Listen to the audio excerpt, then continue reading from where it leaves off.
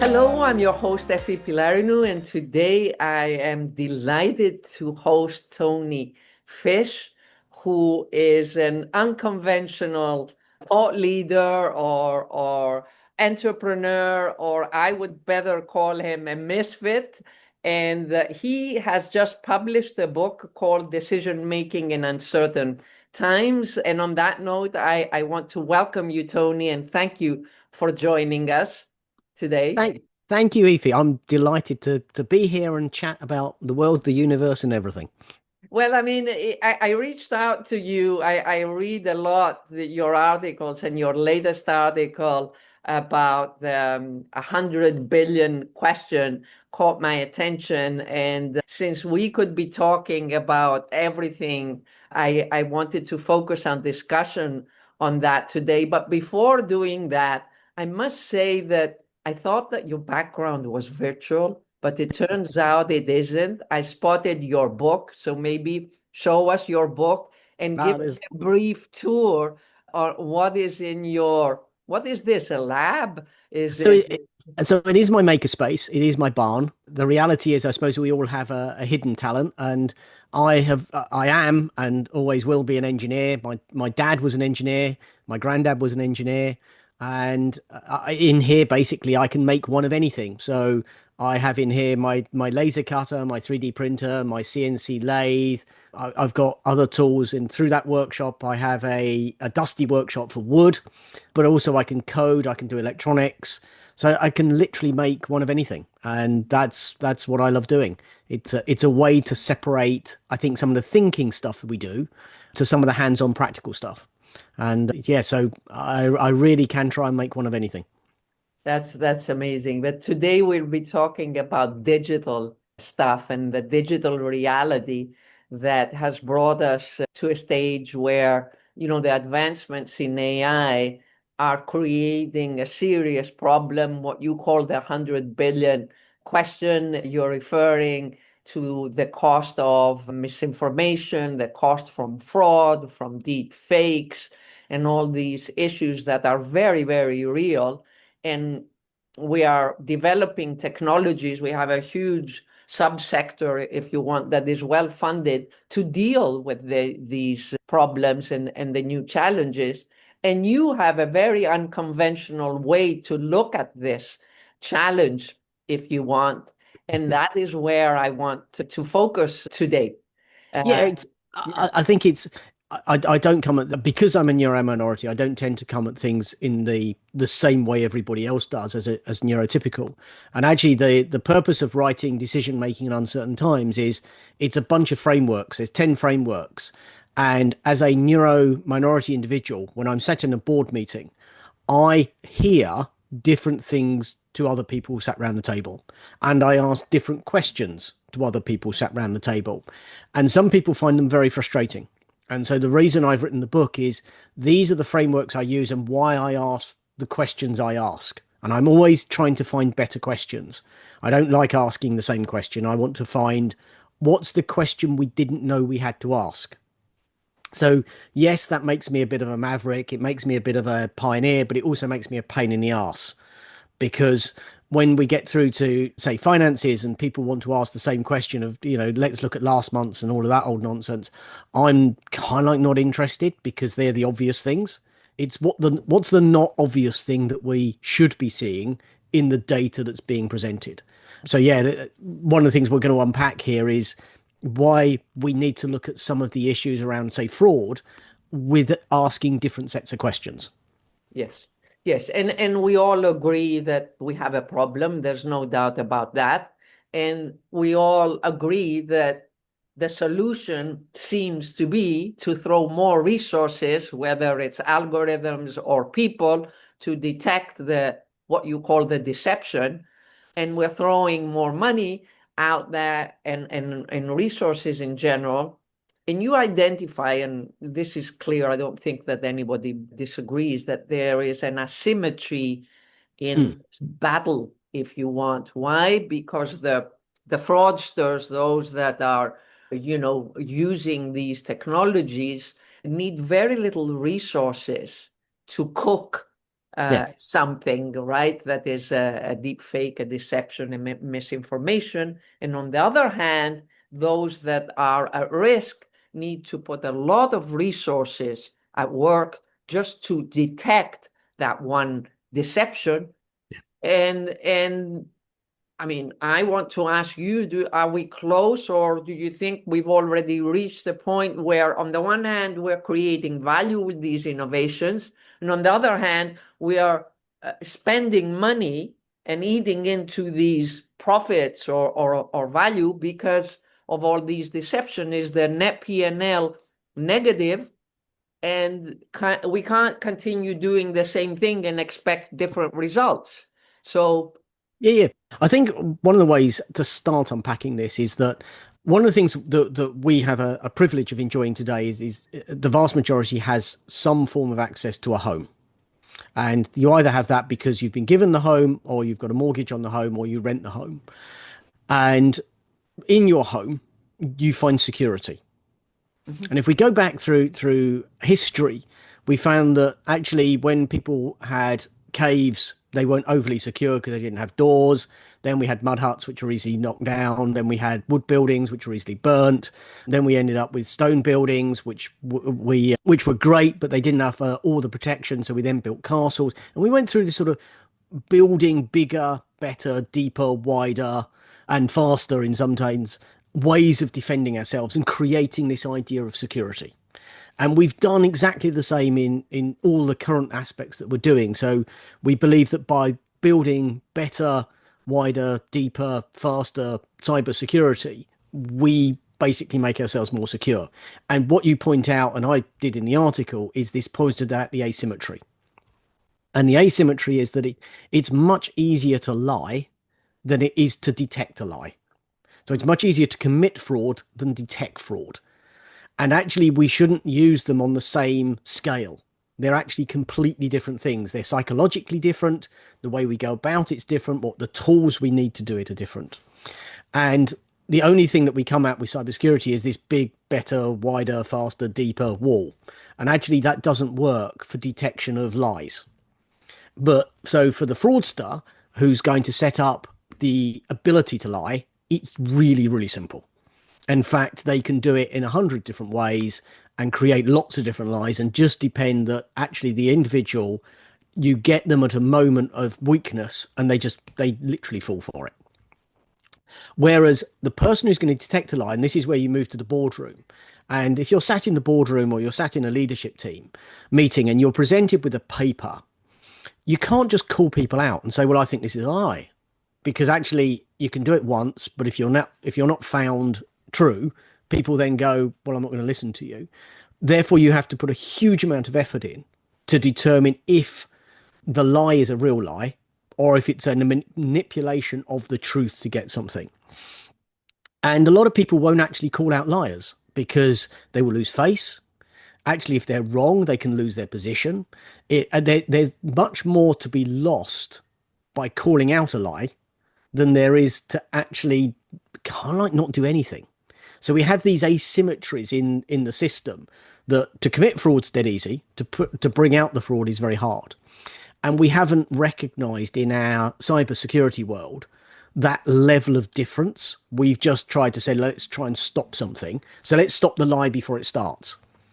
And And, what and the and what is a lie is also sort of there's a range there, right? If yes, if I say my opinion, which yep, is not exactly reflecting reality, but it is all about, you bring up this example, if we think of the stock market as a beauty contest, like yes, Keynes suggests, right? And we wouldn't have a market if we didn't have all these diverse, heterogeneous, in economic term, expectations, right? yep, They're all based on what is not reality or objective truth or facts. They are, you could call them partly lies, right? If yes, you want to, if your way of evaluating is binary, right? yeah. Truth, lie. And then we have to question all this. Yes, and actually to work out what truth is incredibly difficult because people don't agree what truth is. Yeah. And just because there is a fact and the fact is provable, it doesn't make it true. Yeah, yeah. On that note, however, Tony, I mean, businesses are accepting a certain amount of fraud or Yes. lies as part of doing business. Is what you're saying that certain amount is mounting, it's increasing, and therefore we have a problem, and we can't continue putting more resources. That level is increasing, and this is just not a sustainable way of dealing with this reality. And every business has to make a choice about how it deals with fraud and lies. But there's a number of aspects that come along. The systems we've had, which are the wider, deeper, faster, bigger walls in cybersecurity, we can't get away with not having them. So let's, we're not pretending that but at the moment, they are the predominant tool which is used. And what we should start to look at, and this is what directors should start to think about, is what are the other methods that we should start to look at, knowing that fraud detection is a much harder system than creating.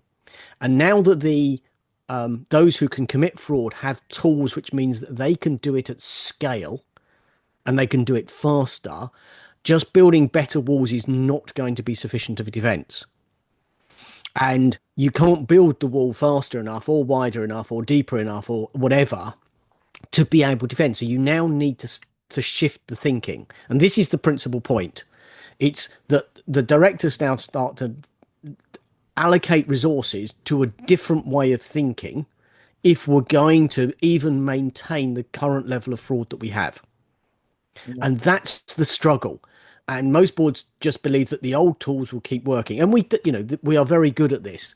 We carry on believing the old tools, because they did work, will continue to work.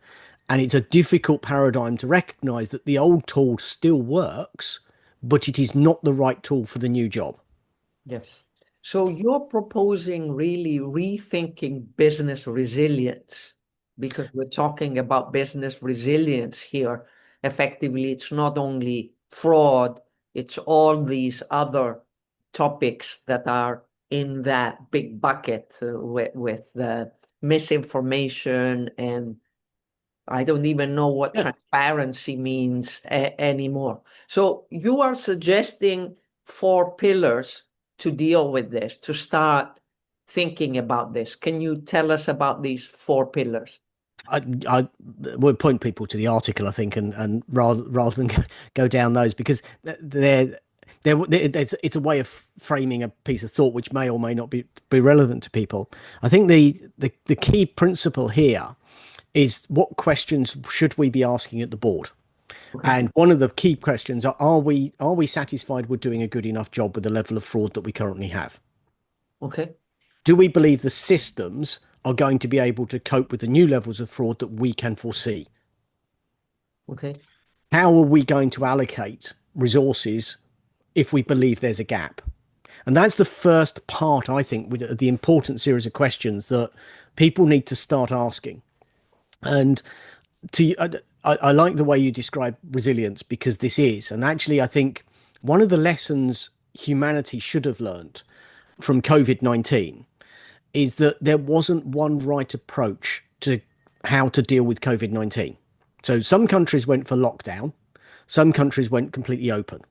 Okay, and the data actually doesn't suggest that there was a huge amount of difference in the two, both in terms of the long-term effect on the people and their jobs and their mental states and the income and the growth prospects and everything else. And people will argue one particular case or another, but actually there wasn't one right method in all of it.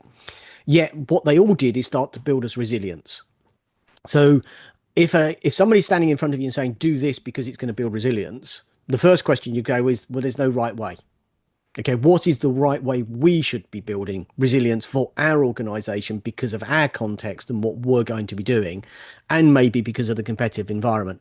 And I think what you picked up, which is, it's quite a nuance, but it's this piece that just because you make fraud detection better, you're not more resilient.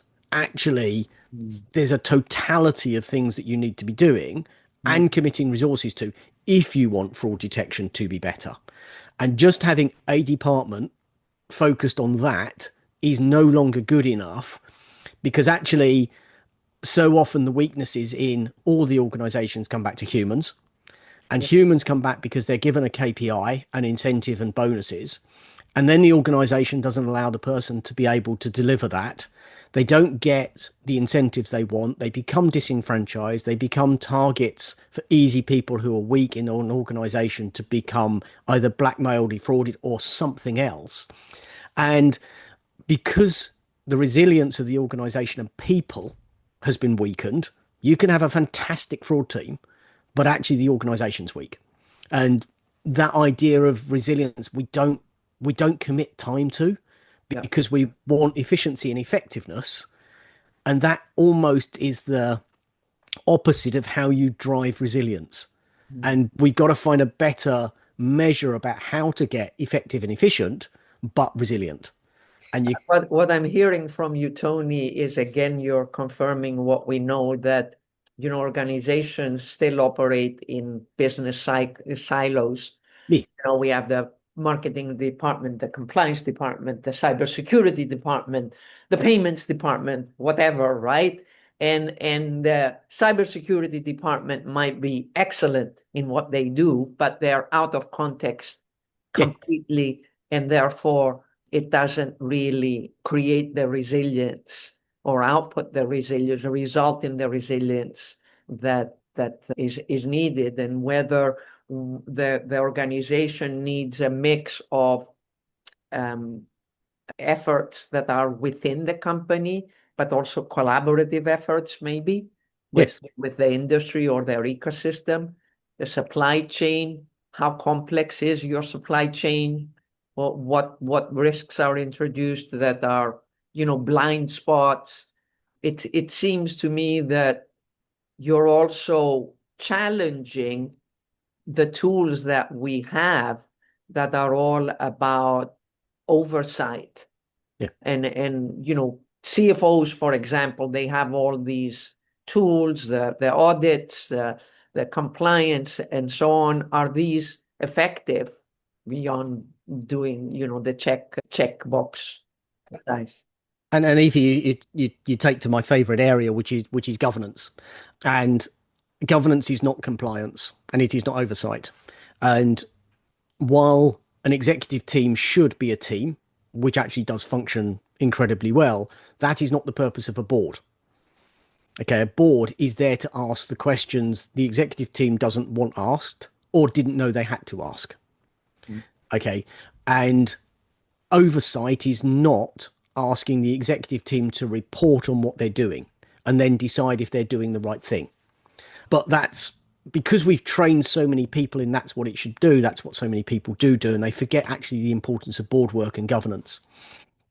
And so much of governance is still based on that idea of we find the North Star, then we check if that's our purpose, then we ask if we've got the vessel going towards our North Star, then we check for the quality and fitness of the vessel, then we ask if we got the right person navigating a fit vessel going towards the right star, which is all kind of like interesting stuff. But the reality is that's why compliance and oversight comes into forward, because we can ask, is it the North Star? Have we got the right person running it? And have we got the right vessel? What we forget is the pieces which come along is actually the winds come from different directions steering you off. And actually what was last year's North Star might not be the right North Star now. And then the last piece is we carry on fishing and basically taking trawler nets along, and there's no fish left for the people who are following us.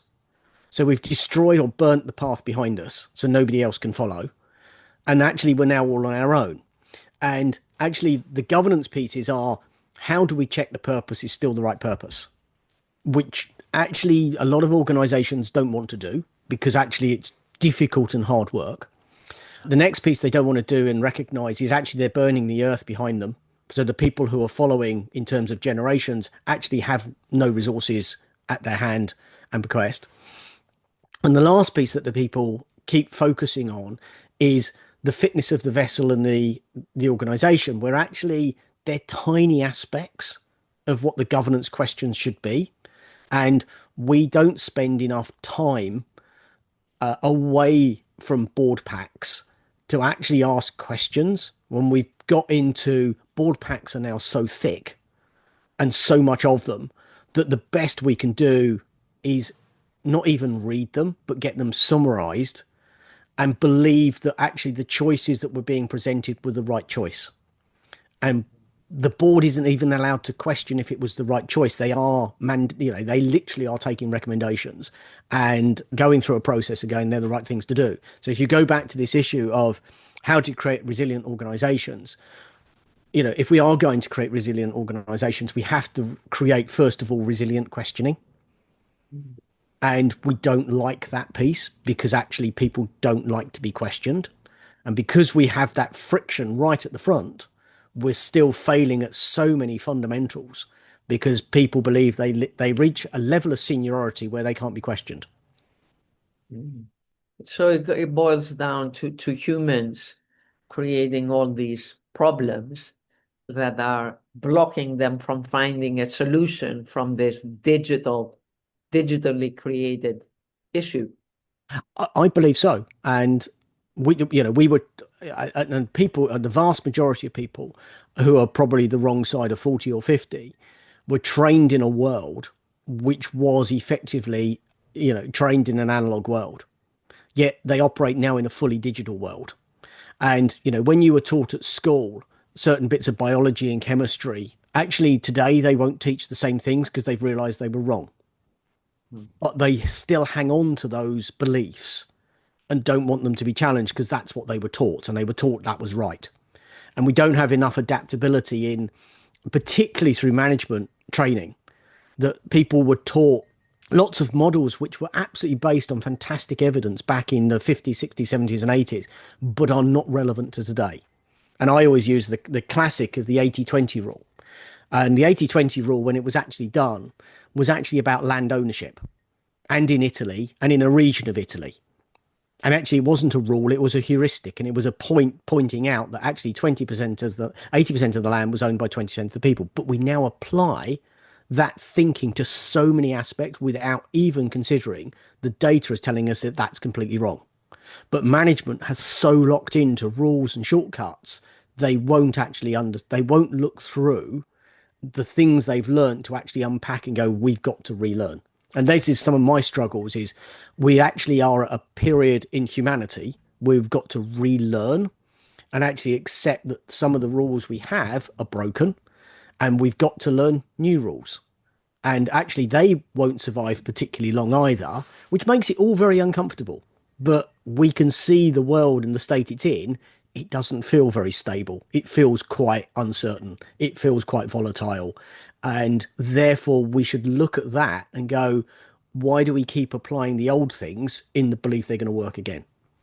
Tony, as I hear you, I'm feeling that you are alluding to this world of Newtonian physics and the three-dimensional world that we perceive through our senses versus the actual world, which is Quantum. multidimensional, right? Invisible, and we know very little Yeah. about it, right? But we still understand some of the things that are happening, through energy, through quantum physics and those types of principles.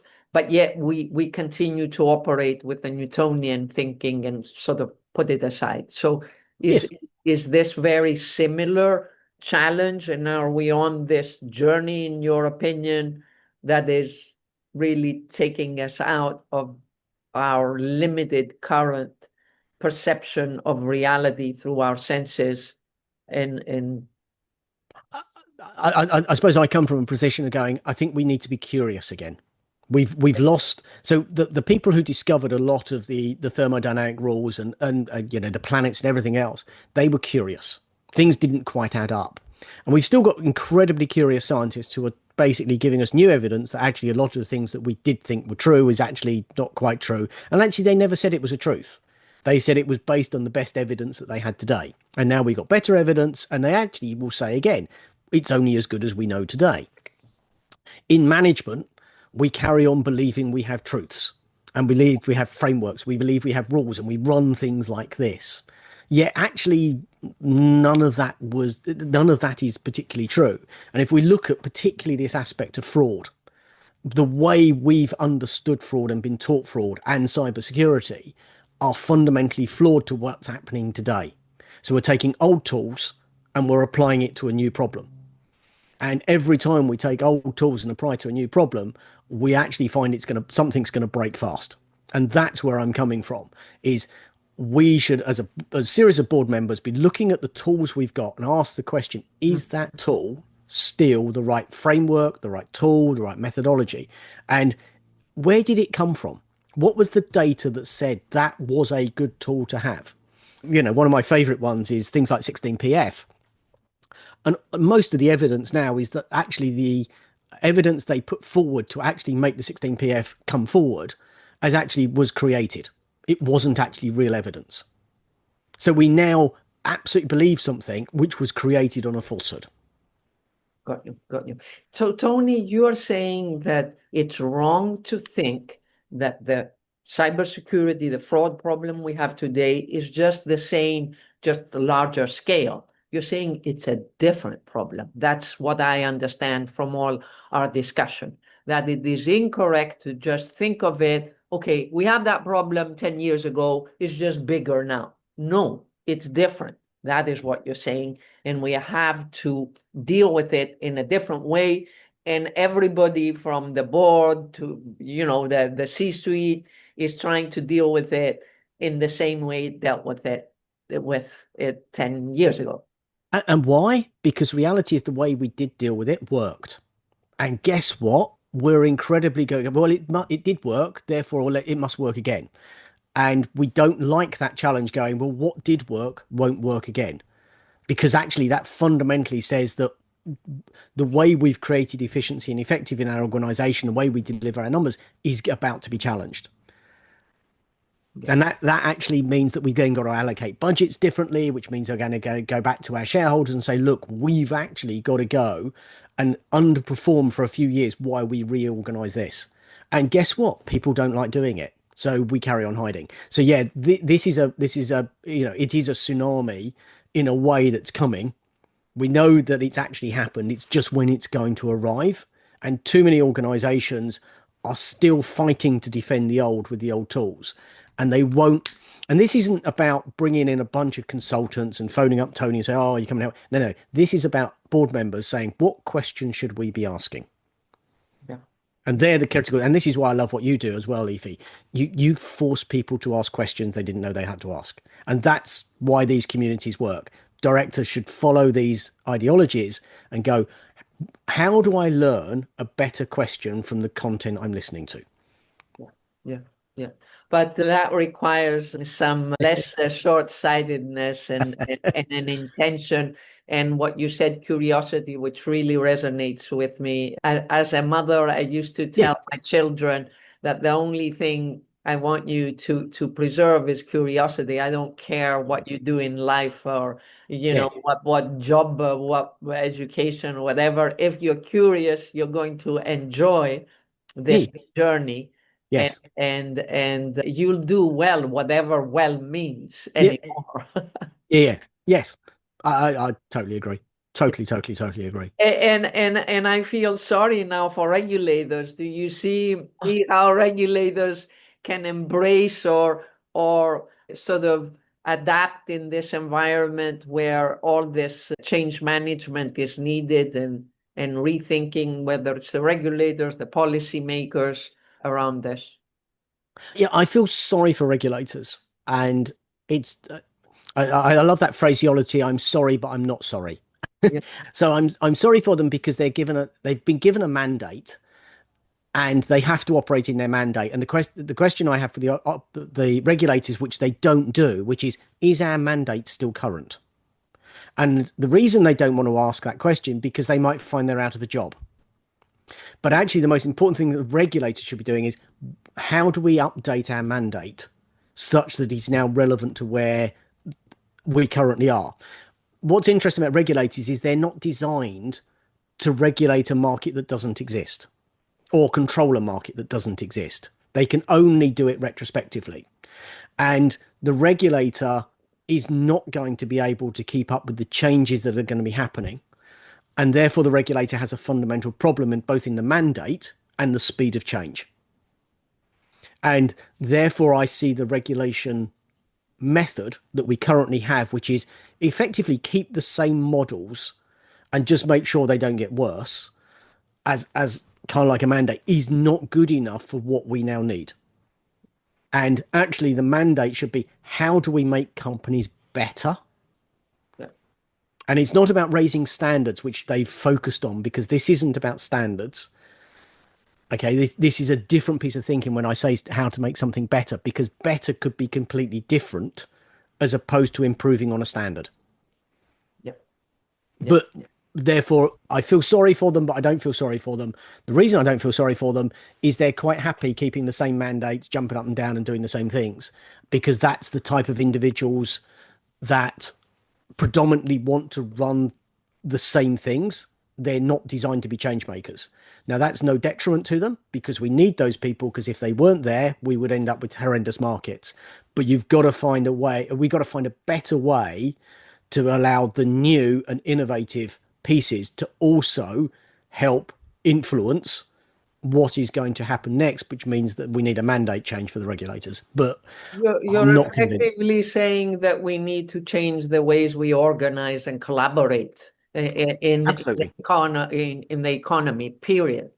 E- And, it can be the blockchain maximalists that say, okay, this is the way we need to take, decentralization or whatever consensus mechanism or whatever. But bottom line is, we don't have too much time, is your message, before we hit the big wall if we don't really look at rethinking and changing the way we organize. And that includes governance and many other things. Yes. And I'll give a specific example on this. So if we look at what happened in the privacy world, okay, people didn't one day wake up and lose their privacy. What happened was little tiny nuggets of their privacy was taken away over a very long period of time. And eventually people felt they weren't private. They'd lost their privacy. And if you'd asked them along the journey, if they were losing their privacy, they weren't. But if you ask them at the end of the journey, if they've lost their privacy, they have. Yeah. Okay. So it's an interesting thing that by taking away nuggets of privacy, nobody felt undermined. But by the time all the nuggets had gone, we'd lost it. If we look at the identity world as well, your identity has slowly been eroded and nuggeted up and given and distributed to lots of different people, such that you didn't feel you were losing your identity. But if you now back question, have I lost my identity? I probably have. Yeah. The reason for saying those two stories is we've not gone to undermine privacy or identity, but we have by taking away nuggets of it through lots of different apps and cookies and services and models and companies that have come in and services that we subscribe to for free. All those things and aspects of it have ended up with where we are today. With this idea of AI agents coming along, where an agent will act on your behalf. So your agency will be given to an AI agent who will then go off and book your flights or do this on the million things that AI agents are now going to do, including, your financial investments and where you're going to go with your pension funds and everything else. The point being, let's apply that same model, that your agency is still with you today, but it will be divided up into thousands of tiny little AI agents. So in the end, which will happen in the next, 2 to 3 years, your agency will be lost. You will not have your agency because it would have been given to these AI agents. Yeah. It won't be a sudden thing until we've reached the end of the journey. Yeah. The issue is when you lose your agency, it's not like losing your privacy or your identity, which still kind of like exist and you can, but when you've lost your agency, it's a wholly different game. Wholly different game. And I don't think we've really gone down this line of the speed of change. Now, particularly in the financial services, when you've given up the ability to make a payment yourself to an AI agent who can now do it on your behalf, There's a whole different problem the regulators are not getting their heads round. Yes. And the financial institutions need to get their heads round, which is why I get frustrated the boards aren't asking the questions about what is about to happen, as opposed to how are we performing against last month's targets. Yeah, or how do we get into the game before XYZ competitor gets into the game? Because, you It's know, gone. Yeah, uh, yeah, yeah, if that's the thinking, then yeah. none of these board members and none of these executives will realize what is really happening Yes. around there. Tony, we could be discussing for hours. I want to close this discussion with your point of view, why you think the 100 billion that we are currently spending, economy to deal with this fraud and so on. You say this is a bargain compared to what? I, I go back to the point. We still need to spend that money. Okay, I'm not saying stop spending the money. We still need bigger, wider, faster, higher, deeper walls. Okay, so the cybersecurity world as it exists will continue to exist, and it serves a purpose, and it does serve a very good purpose. However, the issue coming along is not that the ability given to the fraudsters, particularly in terms of their ability to lie, because it's such a low level, is accelerating so fast that you need to actually think completely differently how to detect lies. And therein lies the problem, because the existing paradigm doesn't work on detecting lies, it works on stopping lies and stopping fraud. And this isn't about that. So the detection piece is wholly new. It's a new paradigm. And it actually, we shouldn't focus on the detection piece because we'll never actually succeed for all the reasons I write in the article about psychology and everything else that goes wrong. Therefore, back to your point, which I think you made better than I did, and thank you for this, which is we have to create resilience. And if we're going to create resilience, we have to find organizational structures to create resilience, which means we as board members have to ask better questions. And if we're not prepared to ask better questions, we're fundamentally going to fail everybody who depends on our companies. Yeah. So redefining business resilience in light of this reality of the asymmetric, as you call Yeah. it, is the topic. And thank you also for Oh, bringing up this wonderful example of how we have gradually consented to and lost our privacy and our identity on the digital space. And now we are at risk of giving up agency in so many areas, and we don't realize what the implications are. And we're moving in that direction. And on that note, Tony, I'd really like to thank you for all this. I'm going to share with our audience not only your book and your articles too, and I hope this is helpful in this era where change management is absolutely needed. thank you. And thank you for just chatting as always, Evie. And I love so much of your content. And I keep reading it because it informs me and helps me to think. So thank you. Thank you.